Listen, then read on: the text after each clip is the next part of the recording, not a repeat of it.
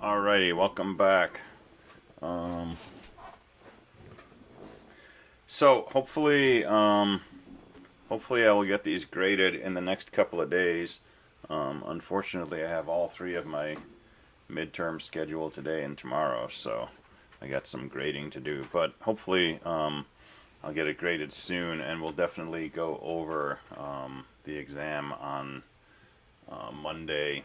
I'm going to again ask people not to discuss any aspects of this exam with anyone until after tomorrow at 3 o'clock.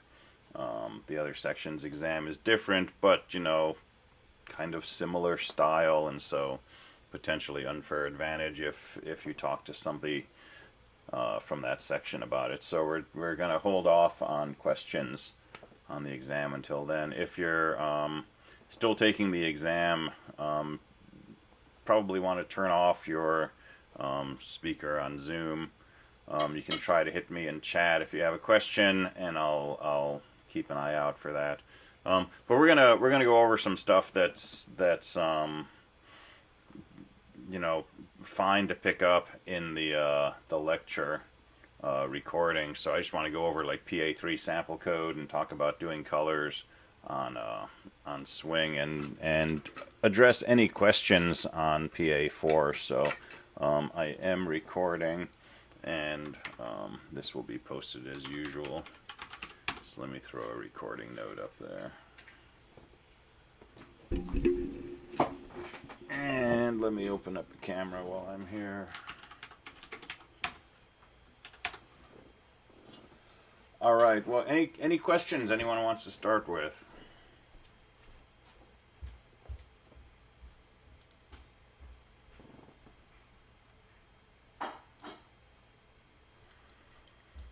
How's PA4 coming? Start writing more code before I have more questions. Okay, that's fair.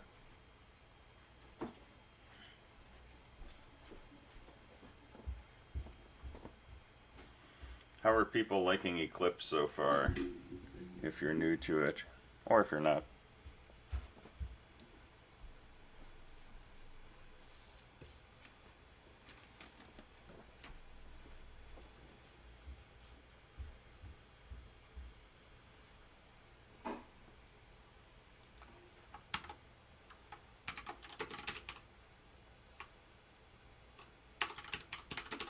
All right. Well, let's let me just run through some sample code for PA3 because I think everybody who's turned that in, everybody who's planning to turn that in has already done so. Someone mentioned to me that you're doing a lecture, but I thought it was just the exam day. Oh no, regular lecture afterwards.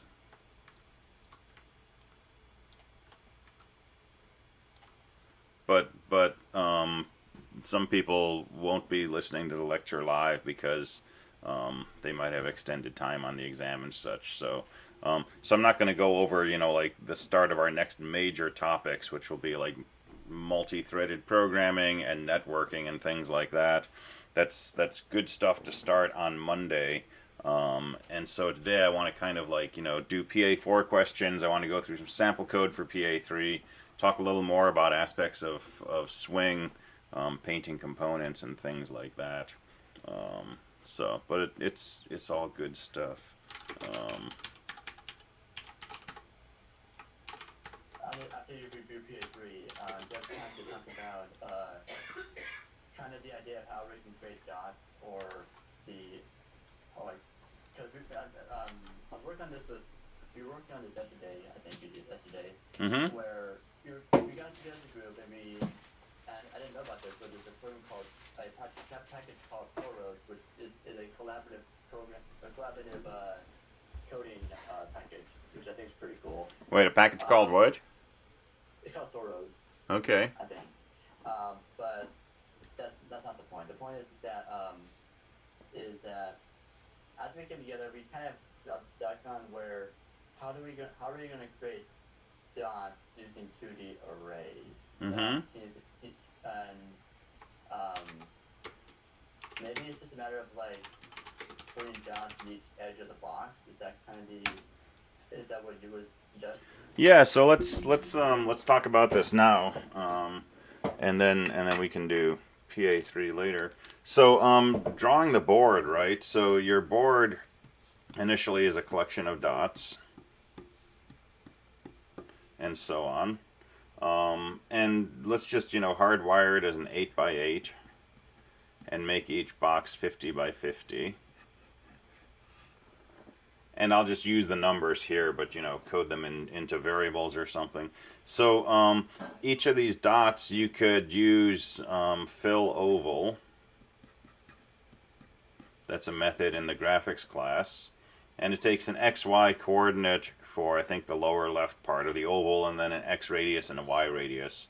So by making those radii small, you get a little filled in circle that looks like a dot. Or you could do fill rectangle to make them rectangles, or whatever you like.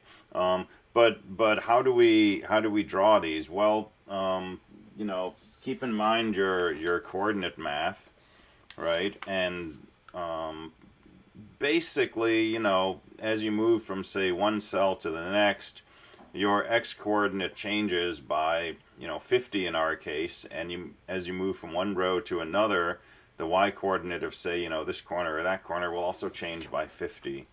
And so you could do this a number of different ways.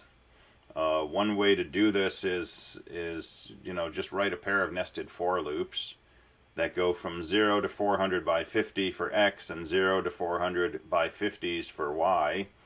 And for each xy pair, use your fill oval method, x comma y, and maybe make your dots 5 by 5 or something like that. A different way to do this, though, would be to make a paint method that draws the entire board, including perhaps the lines that have been filled in. And so here you could do, for row equals 0 to 7, for column equals 0 to 7, so this is pseudocode, right? Box equals board, bracket row, bracket column.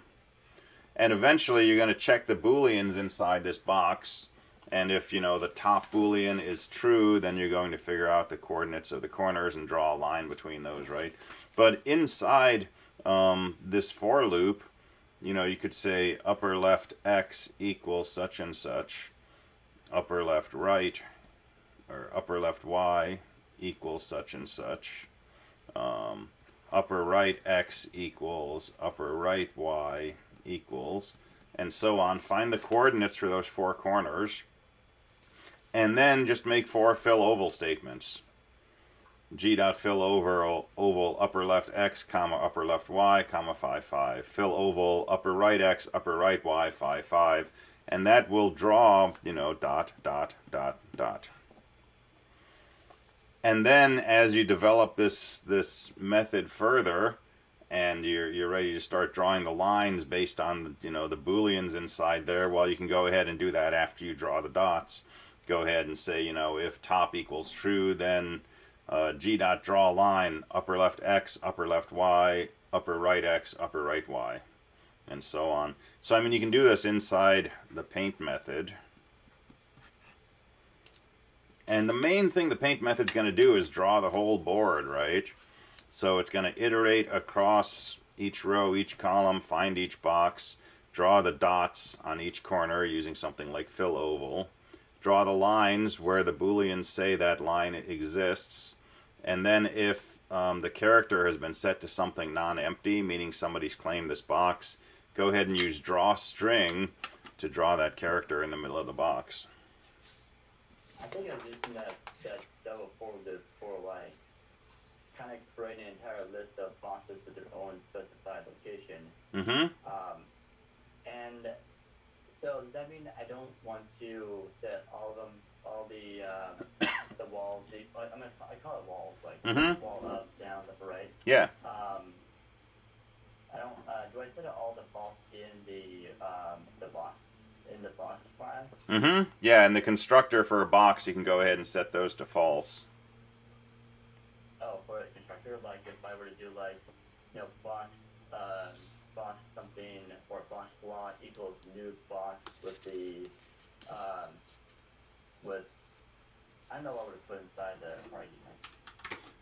All right, so So there's this two-part construction when we have arrays of objects. So let's suppose box is a class, right? And you want to define your board, which is a two-dimensional array of boxes. So we might say something like this: box, board, bracket, bracket. Right? That declares an array of boxes. But if we try to say, you know, board bracket 0, bracket 1, we're going to get a null pointer exception. So we have to construct this. So this is the declaration. And then to construct, we say something like board equals new box bracket 8 bracket 8. That constructs the array. But the boxes in that array are still null, so we need to do a second construction, which is, for example, you know, board bracket 0 equals new box. And so we need to do this inside some kind of double for loop and iterate across, you know, row from 0 to 7, column from 0 to 7. So arrays of objects, we always have this two-part process for constructing. First, we have to construct the array, which basically, you know, sets up space for these 64 references to boxes. And then we have to actually construct each of those objects in the array, that the 64 boxes, by saying new box. And so inside this constructor, you could do things like set, you know, the 4 walls equal to false, and so on. Question? Yeah. So would you just put that inside a double for loop like you did on the previous page? Yeah. And just do like it would be constructing basically 64 boxes pretty much, right? Exactly. Okay.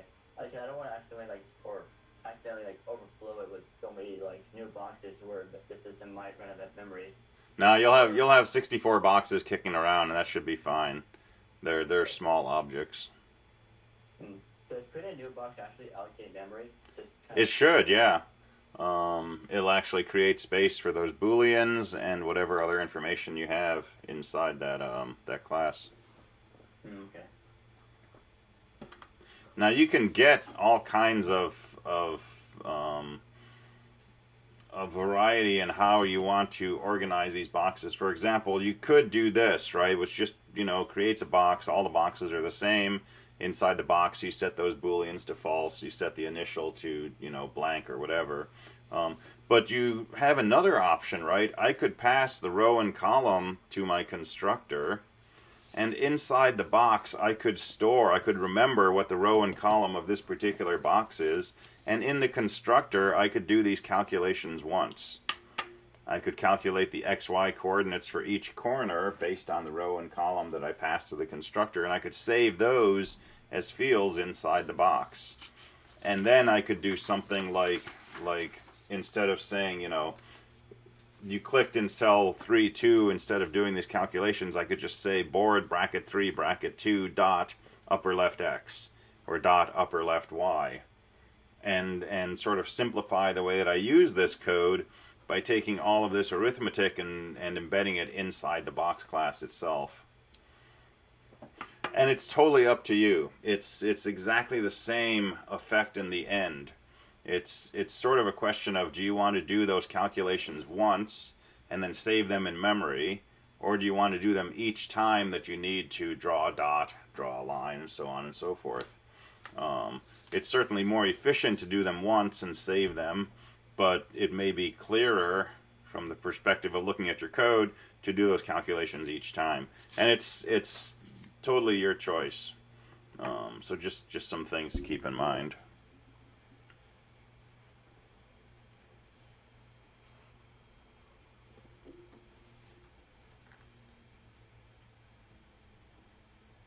All right, good. Other questions?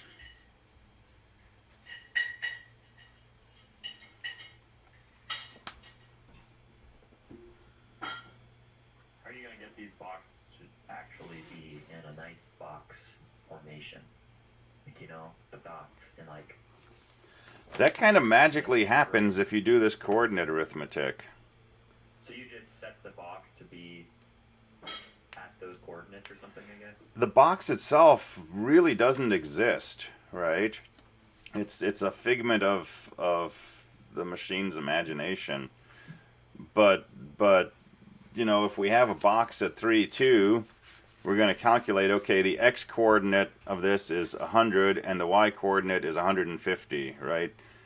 2 times 50 and 3 times 50. And the coordinates of this corner are going to be 150 and 150, and so on. And then as we go through and we draw those dots, right, they're going to come out evenly spaced every 50. And as we start to draw these lines on the edges, they're going to start to form boxes. And if all 4 Booleans are true, the 4 lines we'll draw will be between here and here, these two, and those two, and we'll see a box. And it's really like the boxes don't actually exist, right? It's like the spoon.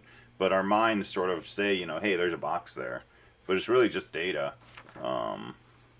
if that makes sense.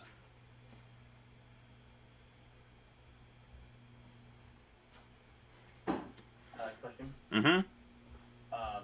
So I'm trying to think of it right now. So if I were to set box like one of the 2D arrays, like let's say 2, 1, for example, Mm-hmm. and if I set the left wall is equal to true, is there a way to kind of create an interrupt where if that occurs, it's going to set it true? Because that way, the way I want to set it up is that if the one of the walls is true, it's going to draw a line there. Mm-hmm. But now I think about it, if I were to draw, how? Because we got 2 boxes sharing the wall, so is there Right. a way to kind of create a way where I can have the left wall equal to the right wall of another box? Yeah. So this is another one of these things where you could get super duper fancy about it, but it's easiest not to, right? So each box has 4 Booleans, and they belong to, you know, that particular instance of the box, and they've got nothing inherently to do with each other. But here's what we can do, you know, so set board bracket R bracket C dot left equal to true. So we're at some row and column, and we want to, we've just clicked right here, and so it says, okay, we're in cell, you know, 3, 2. We clicked here. We want to set that left Boolean equal to true. So what do? We say board bracket row bracket column dot left equals true. All right. We also have to set the neighbor. So board bracket row bracket column minus 1 dot right equals true. And that'll back up 1 column and say, hey, since we set this cell's left edge to be true, let's go back 1 column to the left and set that cell's right edge to be true. And you just do that in code, but you got to be a little careful. So set neighbor if they exist.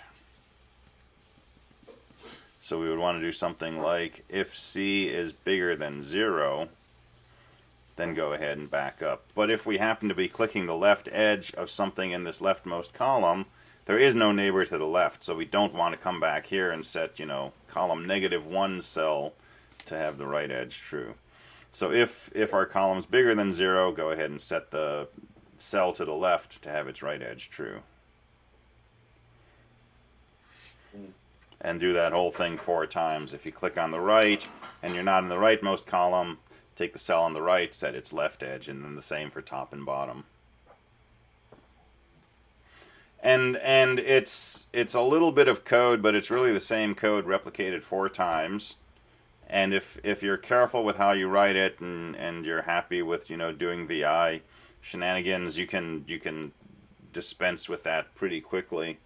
You can try to do things like, you know, somehow make this right edge the same as this thing's left edge. And that's not too impossible to do, but it gets a little wonky on the edges of the entire board, and it makes debugging a little trickier and so on and so forth. So my suggestion is just handle it in code. So why is it C greater than 0 instead of C is greater 0. Because if C is 0, C minus 1 would be -1, and that's not a valid index. Oh, okay. Just to clarify that, but usually my first thought was just says either less than or equal or greater than or equal to 0, but then. So greater than or equal to 0 would be for this, right? Mm-hmm. And so that's the usual case, is we're checking an index, so we want it to be non-negative. But then in this case, we're backing up one spot, so it's actually bigger than or equal to 1. And it's even weirder on the right side, because it's, for this we want to be less than the number of columns. Here we want to be less than the number of columns minus 1. So it has to actually be less than 7 so that we can add 1 and not be bigger than 7. So make a grid and put in some coordinates and nail down the code that way. What is our preferred algorithm for determining which box the cursor is in? Easy way to do it is to use these calculations, right? Take x divided by the cell width, that gives you the column. Y divided by the cell height, that gives you the row. Oh, just integers. Okay. Yeah, and as long as you're dealing with just integers, right, this automatically truncates, and so it gives you the right thing. And if you're turning on a mouse listener inside a panel that is just 0 to 400, then you don't have to worry about, or 0 to 399, then you don't have to worry about going out of bounds. And let me show you some sample code.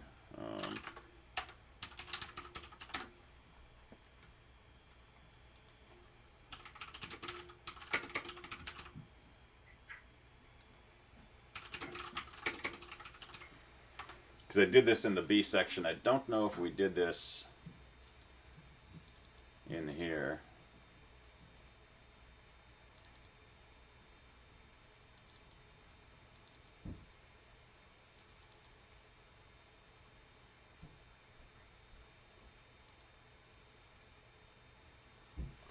So the way that things are set up, this whole playing area is a J frame.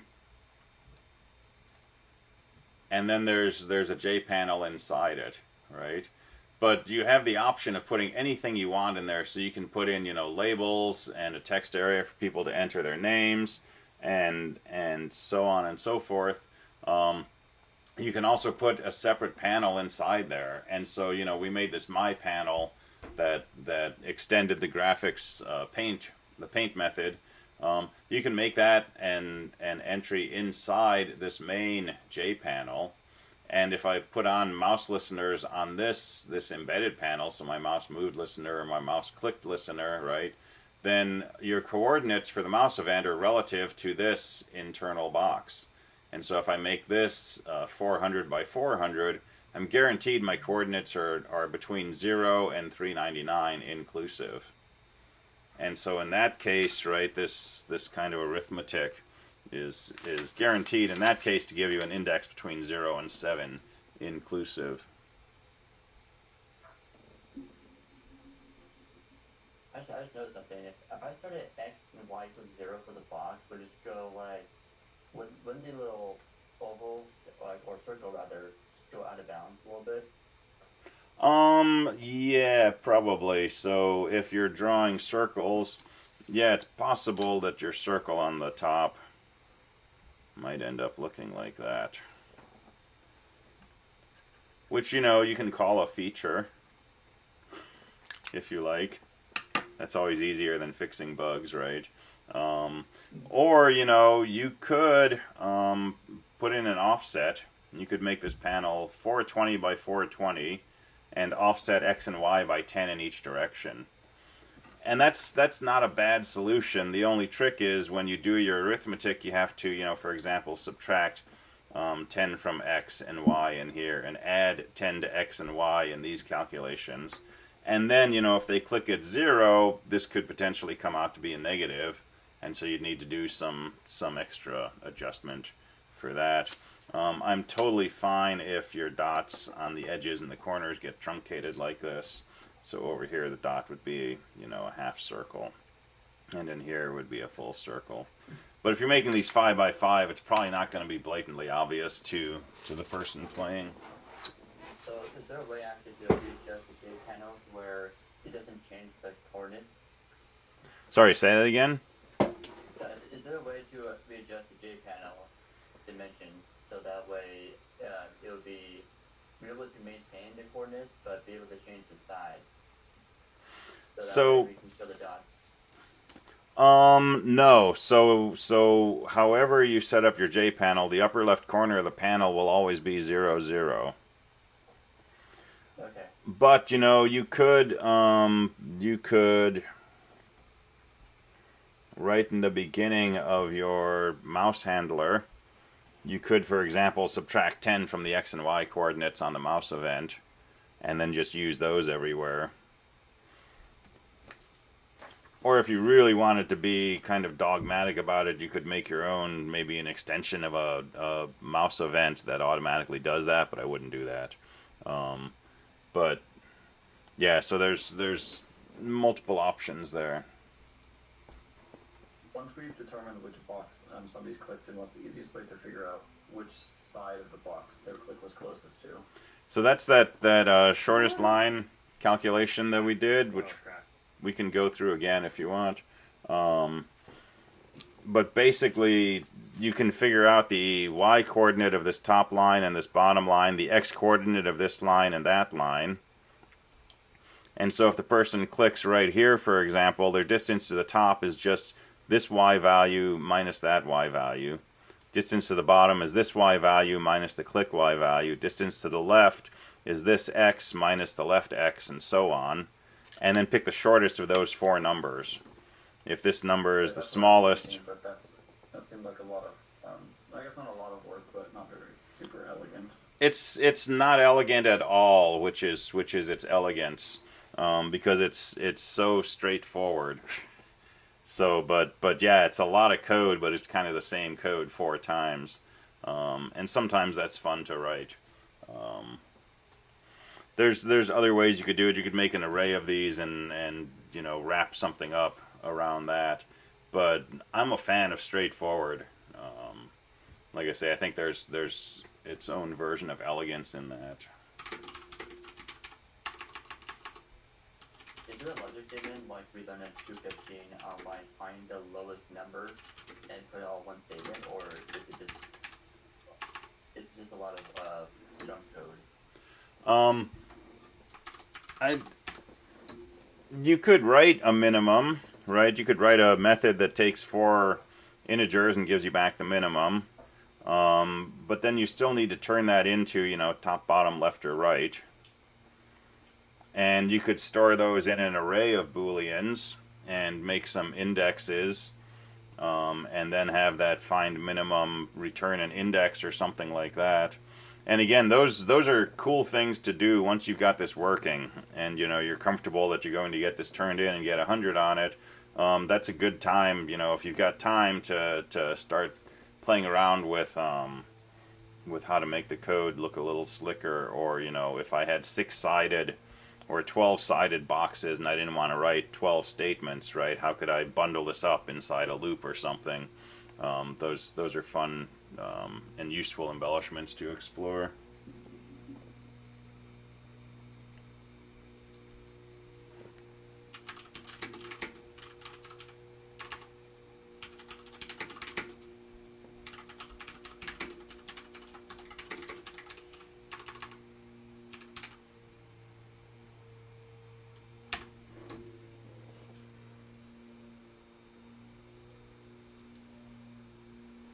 All right, cool. What else can we talk about? These are good questions.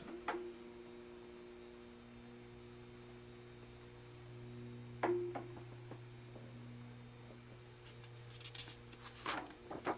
briefly talked about extending the paint class and what that looks like in our application. Yeah.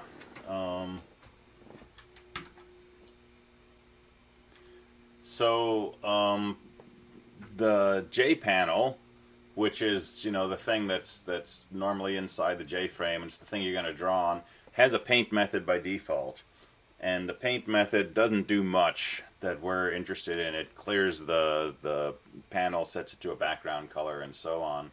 And so one thing you're going to want to do is make your own class that extends a JPanel, right?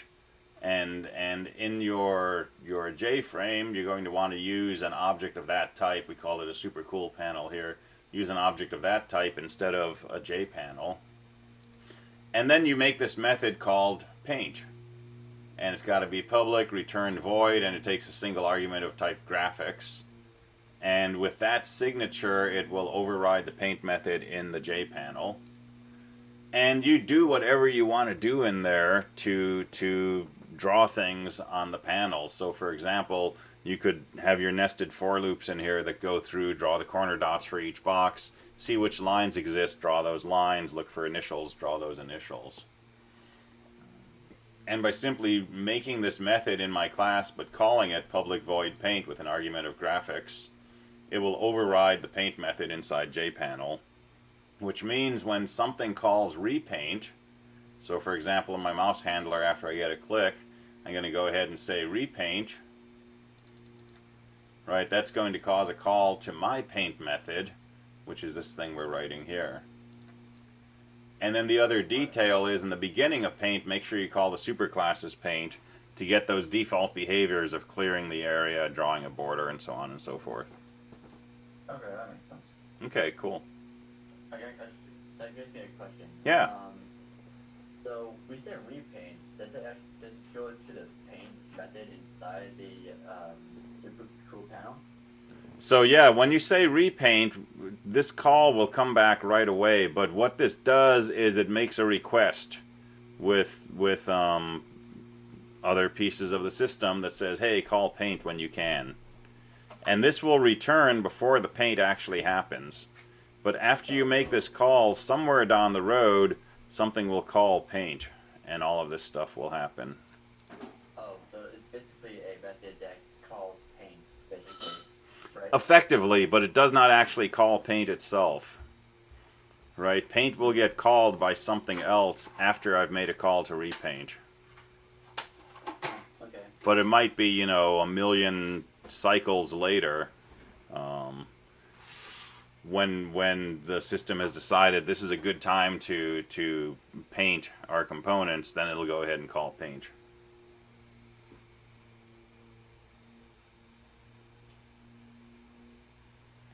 And you mentioned about overriding. Like, does that mean that that when you make a same method paint or same name method called paint, that but even if you extend the JPanel, if you write another paint method inside super cool panel, that just it uses that paint method instead of JPanel. Right? Exactly. That's exactly what's going on.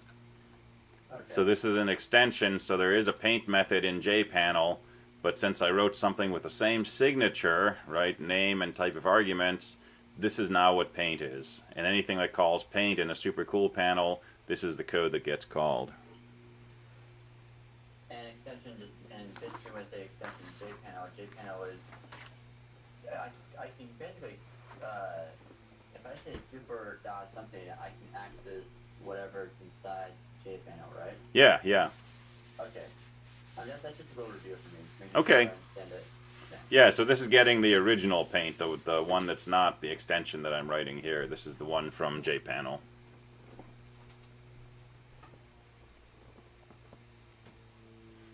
All right, good stuff.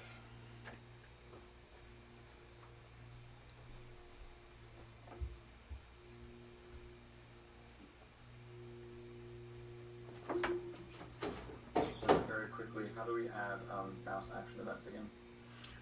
So easiest way from Window Builder is right click and say add event handler, and if you want to respond to clicks, we could say mouse clicked. And so I'm just going to left click on that. It's going to add some code around here, and then inside this spot I can put in my own whatever I want to do. So I can access the XY coordinates from this object E, which has a getX method.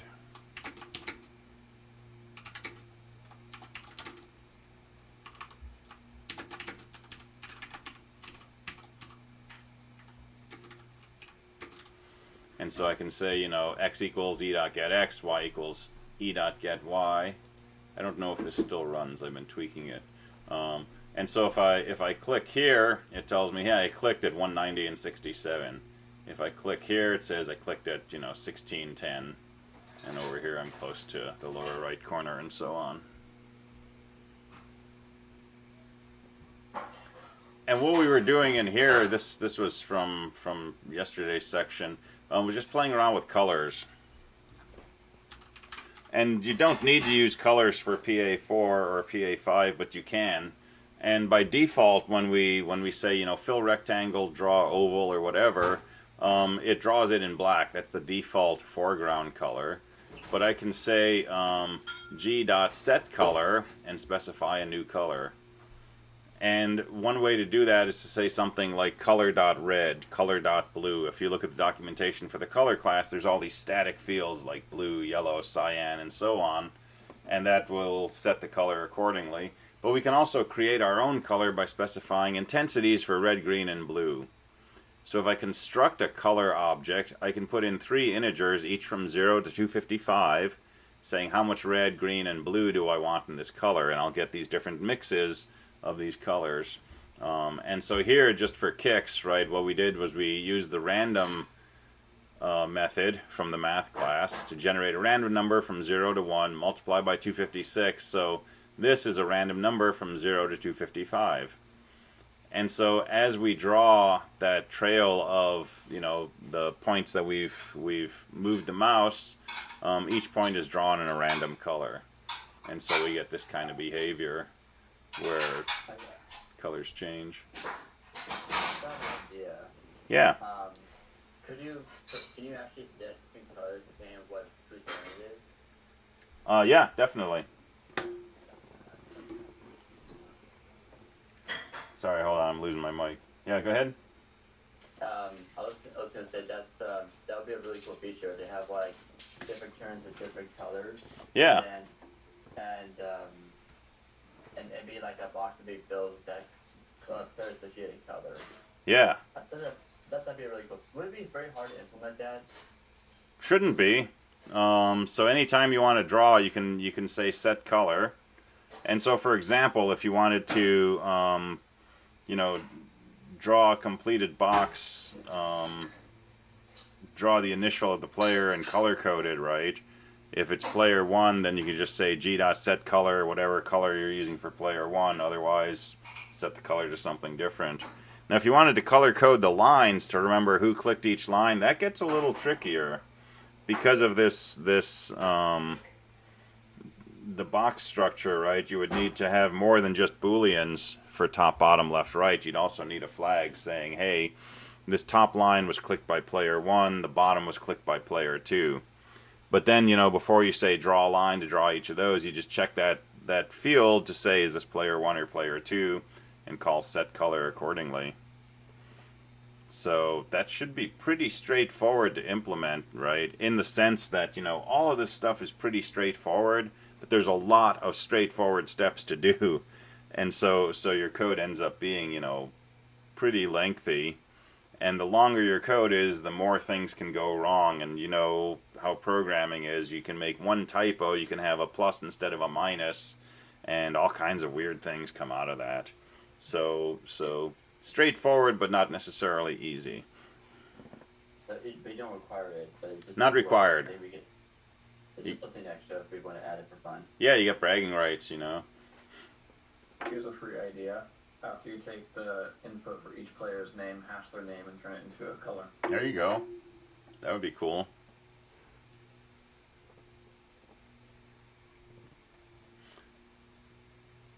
That would be nice then, because if you did this on like a server where you had thousands of people or millions of people playing and you wanted to show people's games, right, you'd have your signature color that was unique to your name, and people would recognize that. I just realized, I just thought of a really insane idea. If Yeah? you have like 1,000 players, and you have like a box with like a really large, like a very large amount of, like, well, I would say like, the dimensions like 1,000 by 1,000, and Mhm. you just create lines, and then every box they create, they get a point. Yeah, yeah. That would be kind of insane. That would be. Insane, You could make the world's largest dots game. and it would take like 15 years to finish.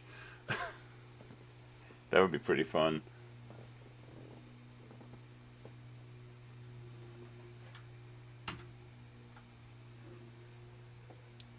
All right, cool. What else?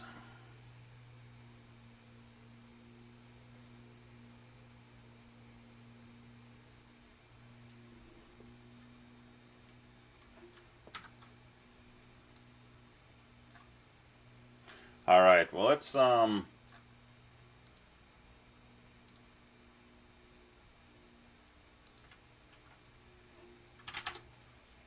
we got about 20 minutes here. Let's just run through some sample code for PA3,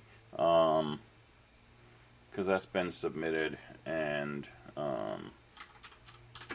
so general comments on PA3, right? So most people got this to work perfectly well, and no surprises, right? If you tested your code and you went through everything in the assignment and you confirmed that everything worked, you pretty much knew what grade you were going to get. So For me, yeah.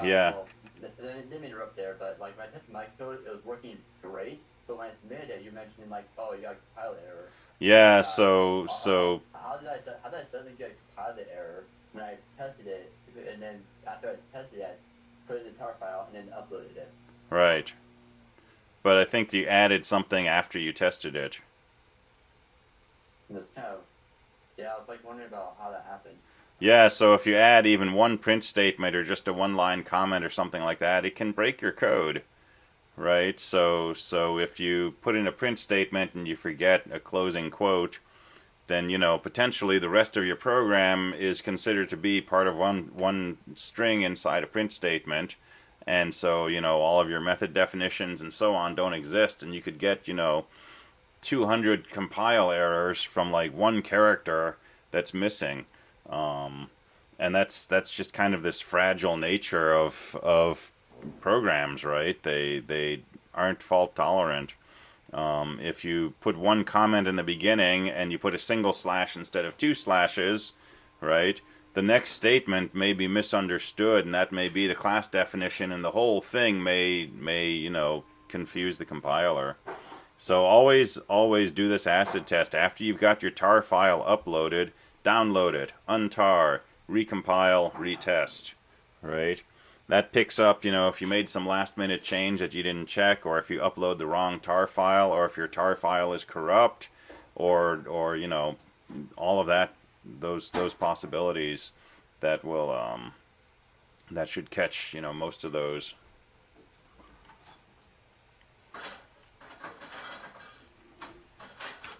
So the only recurring issues I saw on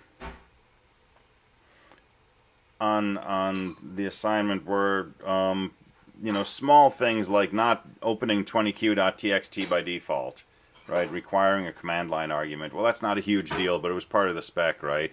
If you run it with no arguments, it should open 20q.txt. Bigger issues with difficulty updating the tree at the end of the game, or difficulty with writing the file. Most people were successful in reading the file in, which is key, and then playing the game, doing yes on the left, no on the right. If those got reversed, right, then it doesn't work with the test files, and so that's a small issue. But pretty much across the board, right, the code looked solid. So I just wanted to go through this because it's just another version of how to do this. And PA3, there are a lot of different ways to wire the code up. More options in PA4, but in PA3, even with a pretty rigidly defined behavior, still a lot of flexibility. So so this is one version. This is my version of PA3. And so a main method in the class PA3, and this is the whole main method. So I opted for putting a lot of the behaviors inside the other classes. So default file name of 20q.txt, and then if the arguments array has a single entry in it, then I grab that first argument and use that as the file name instead. I did not pick up the case if you specified 2 or 3 or 10 arguments. In those cases, I'll just run with 20q.txt. And then I construct a tree, and my constructor I actually pass the file name to, and inside the constructor I do the whole ingest of the tree. And this returns an object of type tree, and then if the root of that tree is null, something went wrong. I said you could assume the input file is perfect, so you did not have to do a check for this, right? But I just did a check in there anyway. So assuming you've ingested... Yeah, go ahead. I was gonna say, I think I talked about this, where I basically made a try catch block for in the file's valid, which I don't know if that was necessary because you didn't ask for that, but I thought it would be. I would just check the edge cases at that point. Yeah, not necessary, but definitely a nice thing to check for.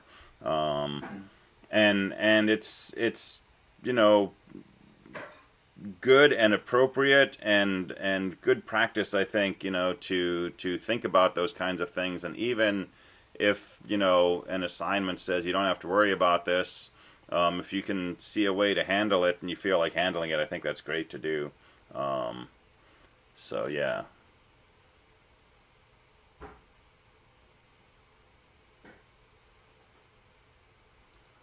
All right, give me 1 second.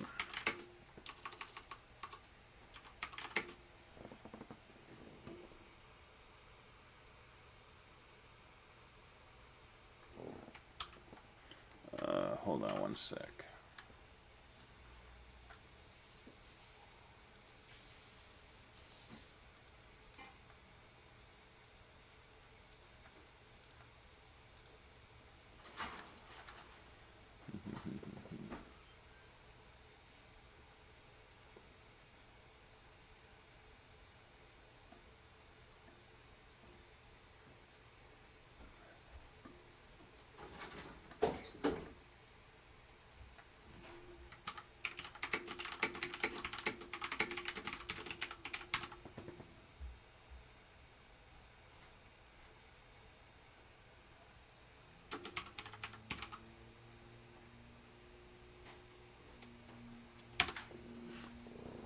All right.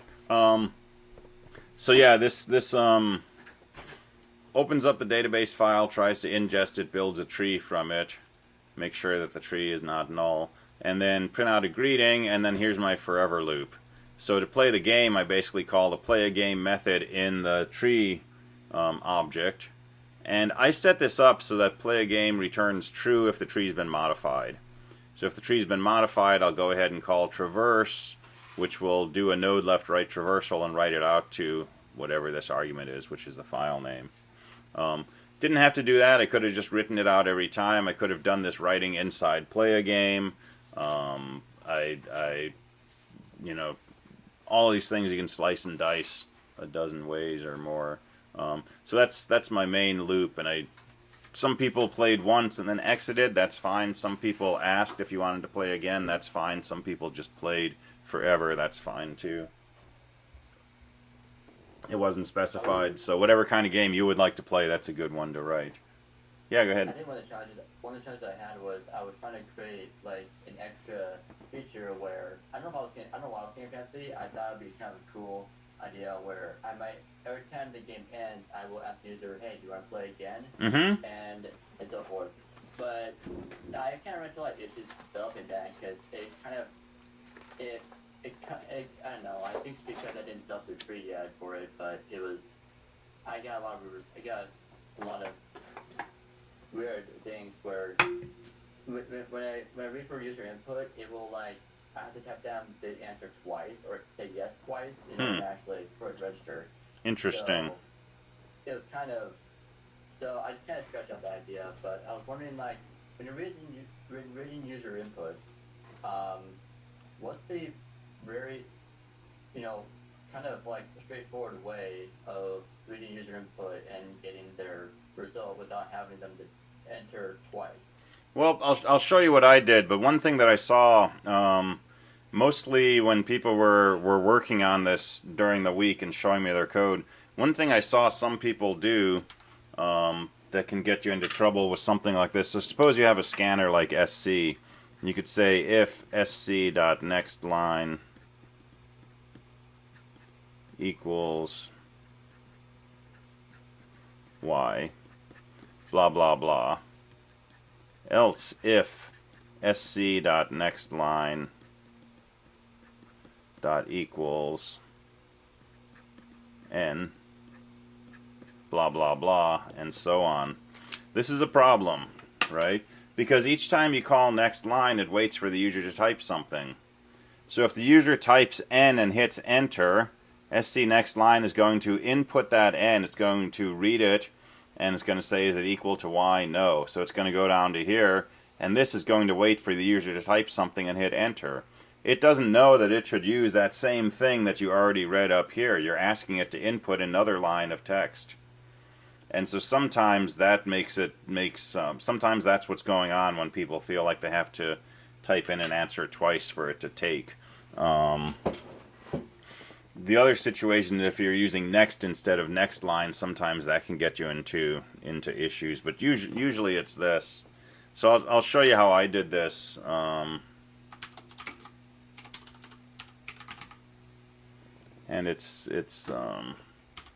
I gotta type in the actual window I'm typing in though.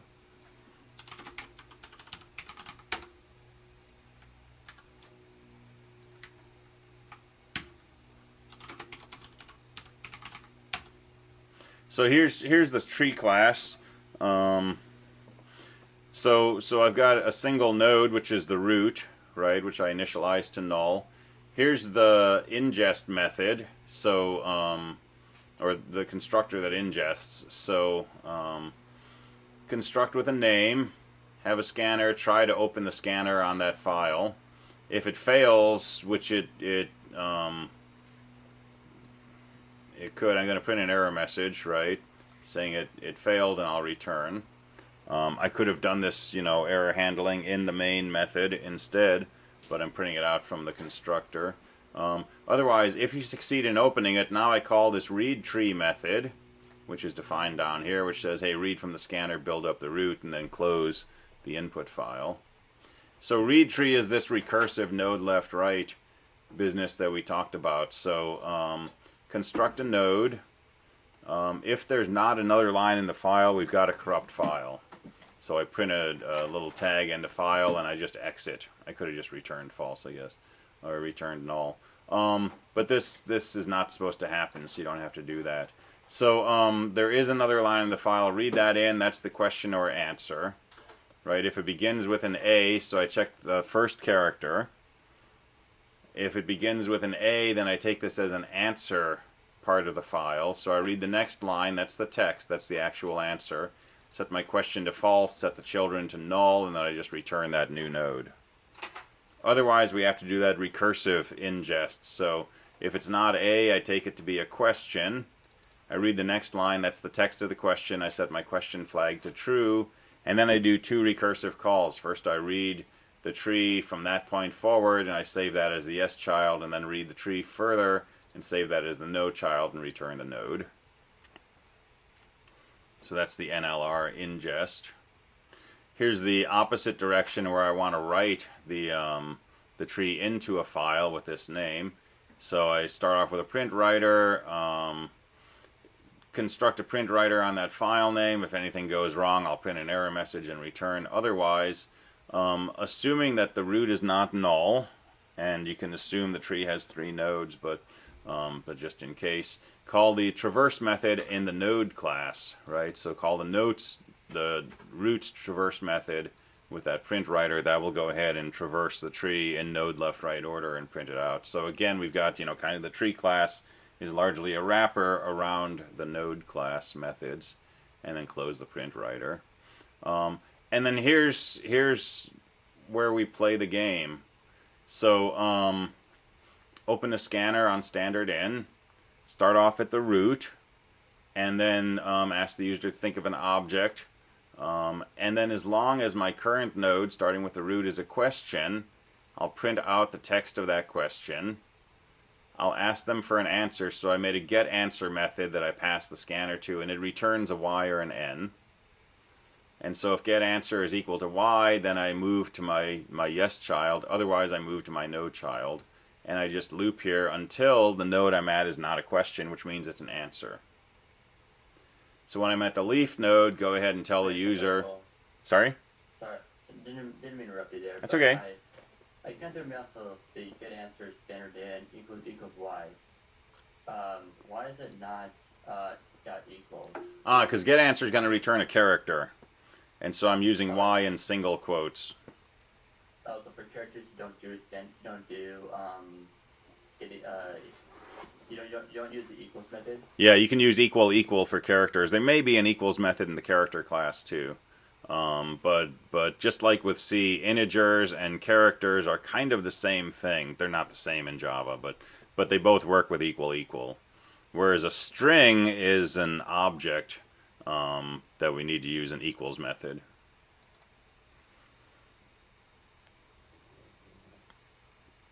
Alright, so print out the thing that we think we've discovered. Get an answer from the user. If it's yes, then we were correct. Thank them for playing, and I'll return false saying we did not update the tree. Otherwise, we guessed wrong, so now we have the dialogue with the user. Ask them what they were thinking of. I call that final answer. Ask them for a yes-no question, for which yes means final answer, no means the mistaken answer we had. Get that question, I call that new queue. And then we go ahead and we make our updates. So I make a new yes node, which represents the final answer. I make a new no node, which represents the answer that we guessed that was incorrect. And then here I repurpose the leaf node, which was temp, change it to have a question of, whatever the question was the user gave us. Set the question flag true, set the yes and no children to those new leaf nodes, and that updates the tree. So I thank the user and I return true, which tells the caller, hey, go ahead and write this tree into the file because we've got new data in there. And then here's the get answer method. So this is a little while loop, so I just kind of bundled that into a separate method. So call next line, and I did some stuff here, right? I took the next line, which is a string. I added a space to it in case the string had length 0. Adding a space at the end will make it at least length 1, so I can say give me character 0. If you don't do that, you can throw an exception. So answer is the first character of what the person typed. And if it's not a Y and it's not an N, I'll say, hey, please give me a Y or an N, and I'll go back and repeat this. So this loop spins as they keep trying to hit a Y or an N or something that begins with a Y or an N. And then once they've done that, I'll just return whatever that character is. So that throws all of that functionality into a separate method. And then the node class is pretty straightforward. There's the declaration of a node, so the text of the question or answer, a flag to say if it's a question, and then a pair of children. And sometimes I want to construct this by passing it a string of text and a Boolean. And so I can just pass those and it will set up the text field and the question field accordingly. Sometimes I want to construct without giving it any arguments. So I made a default constructor here just to make it legal to say, new node paren.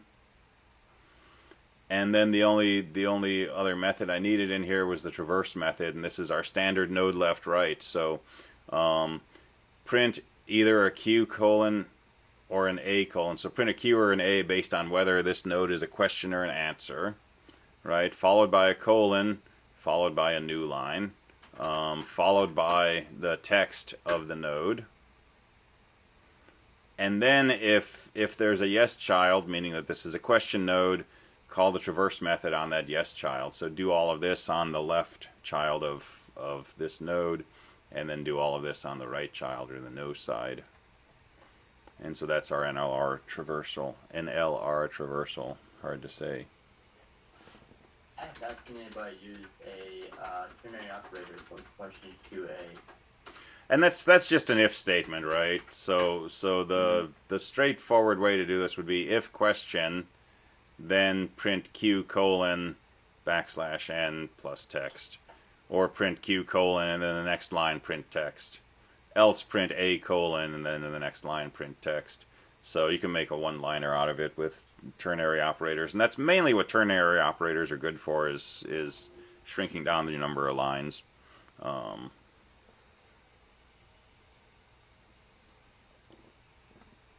So that's one, you know, set of classes and methods for this, and it's you know, just another example. If you did things differently, it's nice to see different ways of doing things.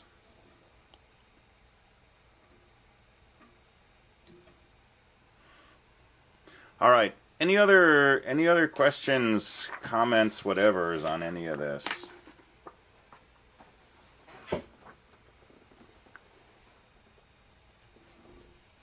All right. Well, I will let you out of here 2 minutes early then. And I'll get midterms graded. I will not post grades until after the other section tomorrow, and so probably, you know, Thursday or Friday I'll get grades posted up, and then we'll talk about the exam details next week. All right, have a good one. Come by office hours tomorrow or Friday if you want. Otherwise, I will see you next week. Thank you. All right.